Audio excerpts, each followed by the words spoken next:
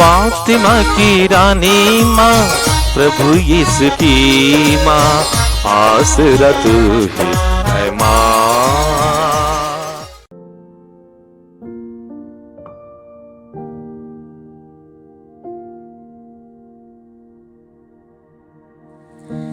पहला पाठ न्यायकर्ताओं का ग्रंथ, अध्याय 2, पद संख्याएं 11 से 19 तक।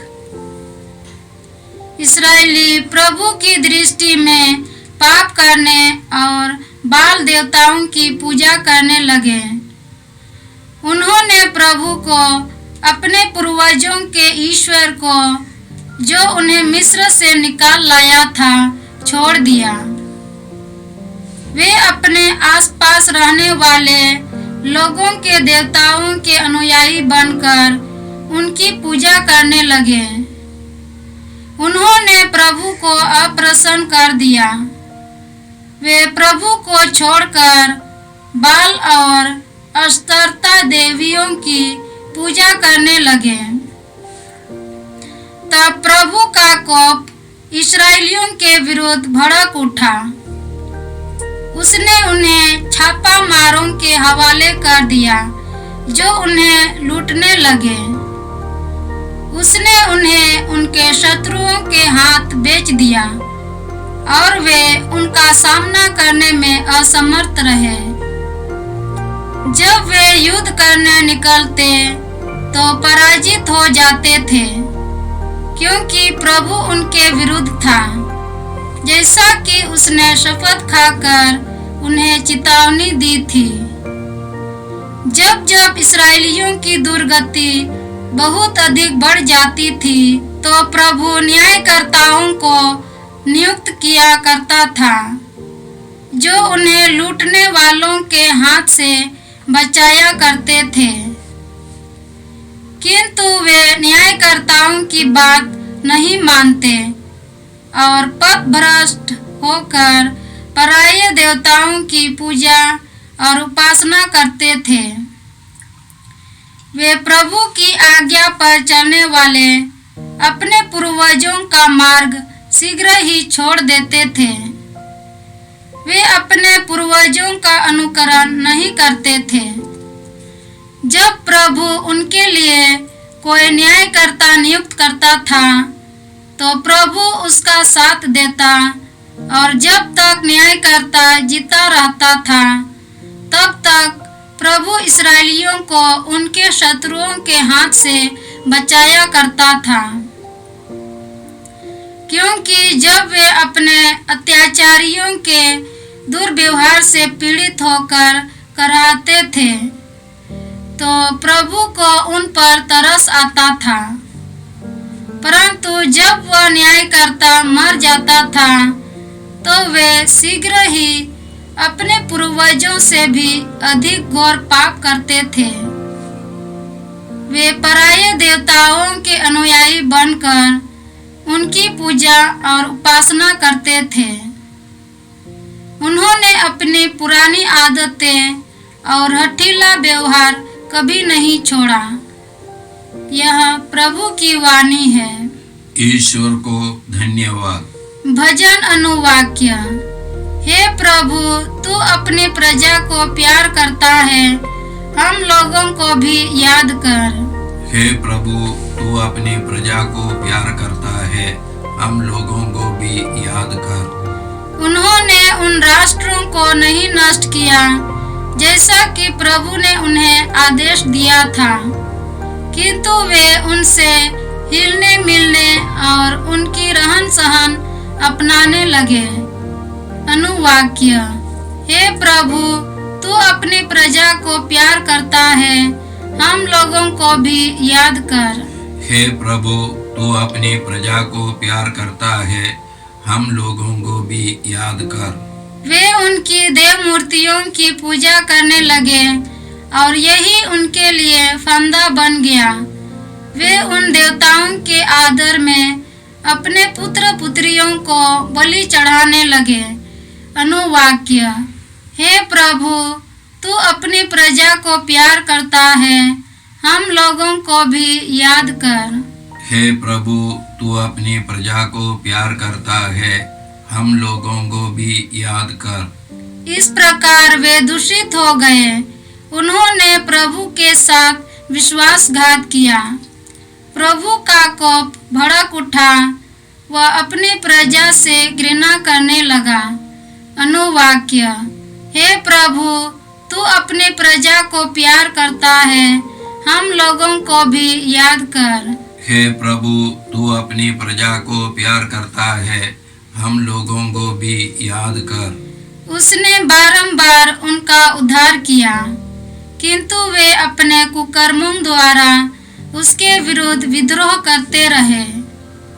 फिर भी जब जब उन्होंने दुहाई दी तो उसने उनकी दुर्दशा पर दया की। अनुवाक्य: हे प्रभु, तू अपनी प्रजा को प्यार करता है, हम लोगों को भी याद कर।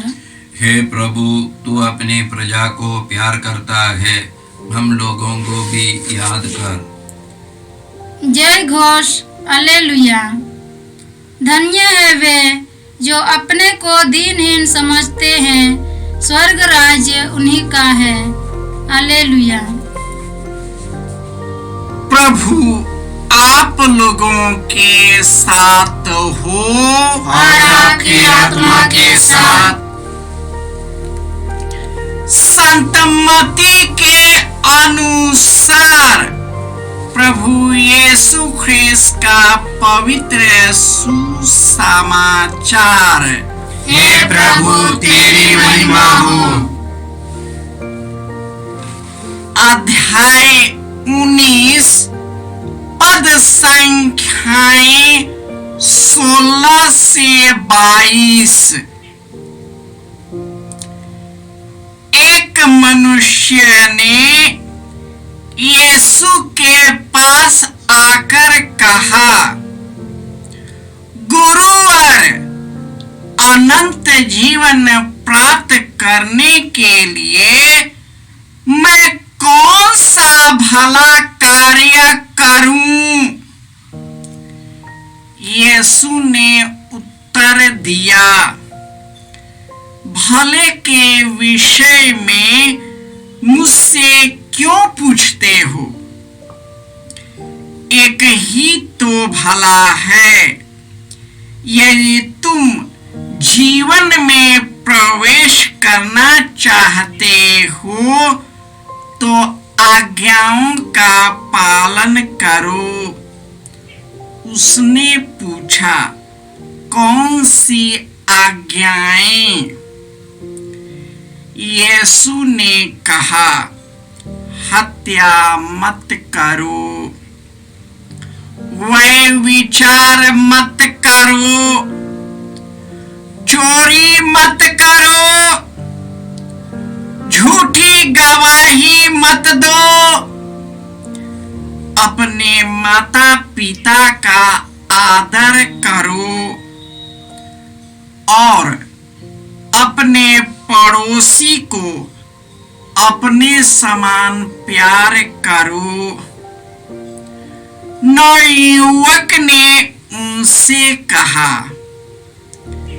मैंने इन सब का पालन किया है, मुझ में किस बात की कमी है? यीशु ने उसे उत्तर दिया, यदि तुम पूर्ण होना चाहते हो तो जाओ, अपनी सारी संपत्ति बेचकर गरीबों को दे दो और स्वर्ग में तुम्हारे लिए पूंजी रखी रहेगी।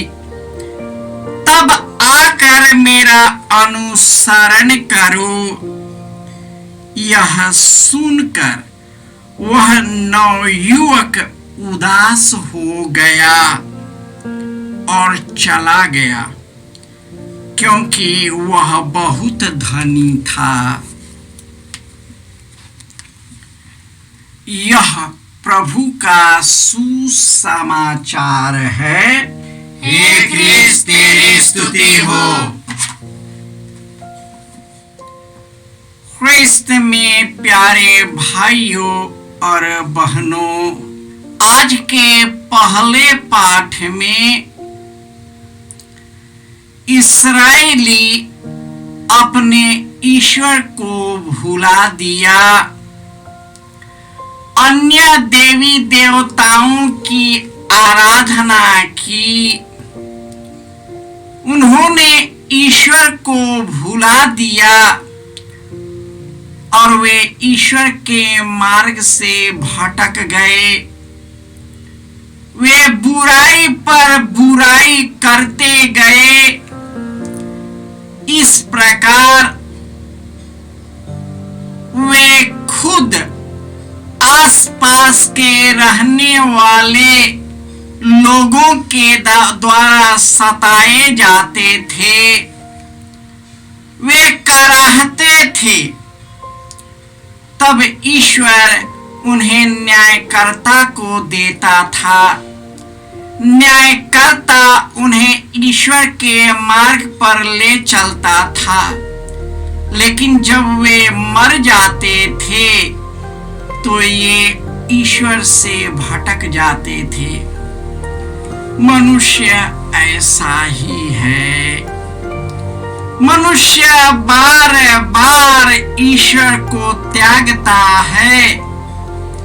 वो अपने इच्छा अनुसार जीवन व्यतीत करता है जो स्वार्थ से आती है। हमारी भावनाओं से उत्पन्न होता है। हमारी व्यक्तिगत इच्छा से ही प्रेरित होकर निकलता है। दूसरा है सामाजिक पाप। हम जिस परंपरा में पलते हैं, जिस समाज और परिवार में पलते हैं, उनके भी पाप हम पर हावी हो जाता है। यही कारण है कि आज के सुसमाचार में एक धनी व्यक्ति यीशु के पास आता है और उससे पूछता है कि स्वर्ग राज्य के प्राप्ति यानी अनंत जीवन के लिए हमें क्या करना चाहिए। यीशु उन्हें मार्ग बताते हैं और विधियों को बताते हैं। और वह व्यक्ति कहता, यह तो मैं बचपन से ही करता आया हूं। कुछ लोग केवल नियमों का पालन करते हैं लेकिन नहीं जानते कि वे क्या कर रहे हैं। किसी चीज को करने की आदी हो जाते हैं लेकिन वह हमें असर नहीं कर पाता है। यही कारण है कि शास्त्रियों ने लोगों पर कई प्रकार के नियम ठोक दिए थे, लेकिन वे नियम असर नहीं किया क्योंकि वह ईश्वर से नहीं उनके स्वार्थ से निकलता था। हमारे देश में भी कई प्रकार के नियम और कानून हैं। सच्चाई यह है कि जो शासक लोग हैं, देश को चलाने वाले हैं, देश के नेता और अधिकारी हैं, सबसे पहले वे ही नियम को तोड़ते हैं।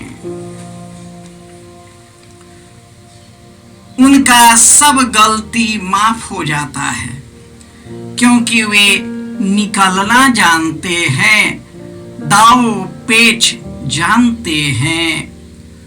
उनके हाथों में अधिकारी मुट्ठी में होता है और वे जो भी चाहते हैं कर लेते हैं। सब कुछ कर लेते हैं, लेकिन वे ईश्वर के मार्ग से भटक जाते हैं।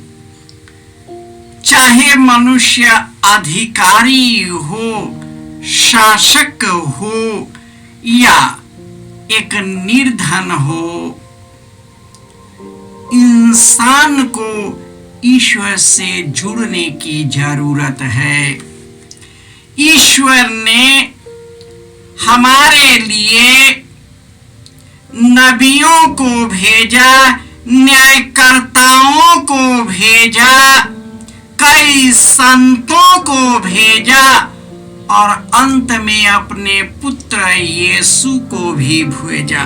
मनुष्य परंपराओं को बनाए रखने के लिए धर्म कांडों और कई प्रकार के पूजा अर्चना तो करते हैं, लेकिन उनका हृदय छल बल कल से भरा है।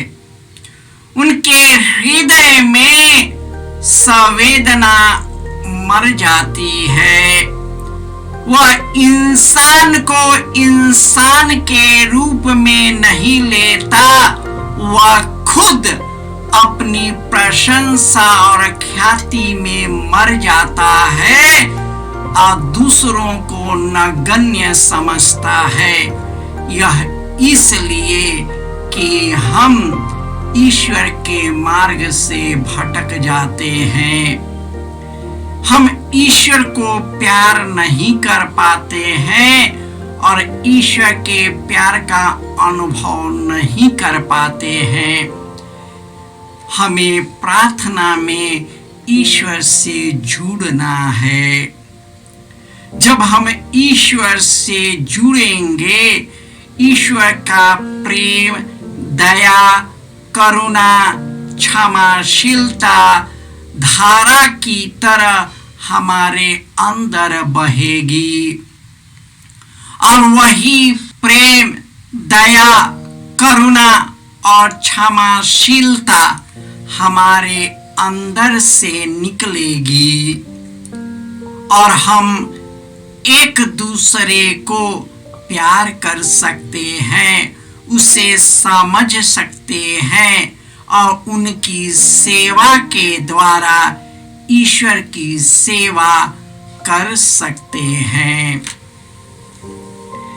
हे पिता ईश्वर, तूने हमें आज्ञा दी है कि तू अपने एकमात्र ईश्वर को अपने सारे मन, अपनी सारी बुद्धि, अपनी सारी शक्ति और आत्मा से प्यार करो और अपने पड़ोसी को अपने समान प्यार करो। हे प्रभु यीशु, तू ही हमारे अंदर प्रेम की धारा प्रवाहित कर, ताकि तेरे प्रेम से प्रेरित होकर हम निस्वार्थ प्रेम एक दूसरे को दे सके और उसी में हम सदा खुशी और आनंद मनाते रहे। जय यीशु। जय यीशु क्रिस में प्रिय भाई और बहनों, प्रभु यीशु ने हमें आदेश दिया है संसार के कोने कोने में जाकर सारी सृष्टि को सुसमाचार सुनाओ। सुसमाचार सुनने के लिए और सुनाने के लिए एक अच्छा मौका है। आप कृपया इस चैनल का सब्सक्राइब करें, लाइक करें, शेयर करें, बेल आइकन दबाएं ताकि यहाँ की नई वीडियोस की सूचना आपको मिलती रहेगी। साथ साथ आप दूसरों को भी प्रेरणा दें उसका सब्सक्राइब करने के लिए। याद रखें, कल के मिसा के दैनिक पाठ और उस पर टिप्पणियाँ आज ही दोपहर के बाद हम लोग अपलोड करते हैं। कृपया आज ही उसको सुनकर कल की तैयारी करें। प्रभु यीशु आपको और आपके परिवार को 100 गुनी आशीष देंगे। जय यीशु।